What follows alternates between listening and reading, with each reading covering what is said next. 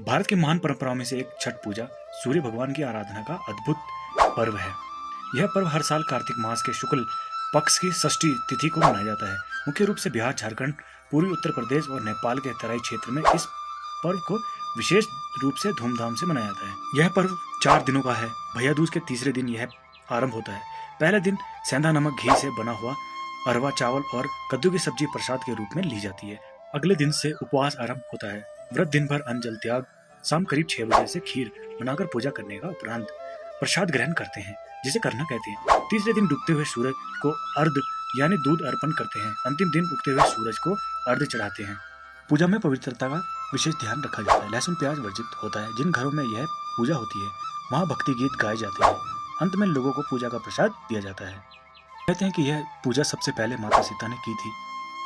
राम राज्य की स्थापना के बाद भगवान राम और माता सीता ने कार्तिक शुक्ल षष्ठी को सूर्य देव की उपासना की थी, ताकि सूर्य की कृपा से संतान और राष्ट्र दोनों का कल्याण हो सके। इस परंपरा को आगे बढ़ाते हुए यह पर्व छठ कहलाया।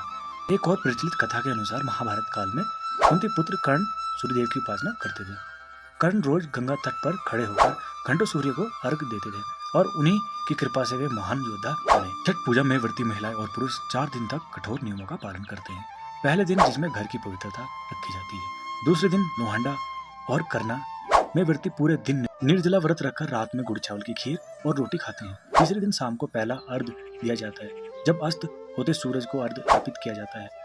तो चौथे दिन सुबह दूसरा अर्घ यानी उदयमान सूरज को जल अर्पित कर व्रत पूरा किया जाता है। इस पूरे पर्व में स्नान, ध्यान, उपवास और शुद्धता का विशेष महत्व होता है। व्रत बिना नमक, प्याज, लहसुन वाले प्रसाद बनाते हैं, जैसे ठेकुआ, गुड़ चावल और फल। छठ पूजा केवल एक पर्व नहीं, यह आस्था, विशेष और प्रकृति के प्रति कृतज्ञता का प्रतीक है। सूर्य जो जीवन का आधार है, उनके प्रति धन्यवाद व्यक्त करने का यह पावन अवसर है।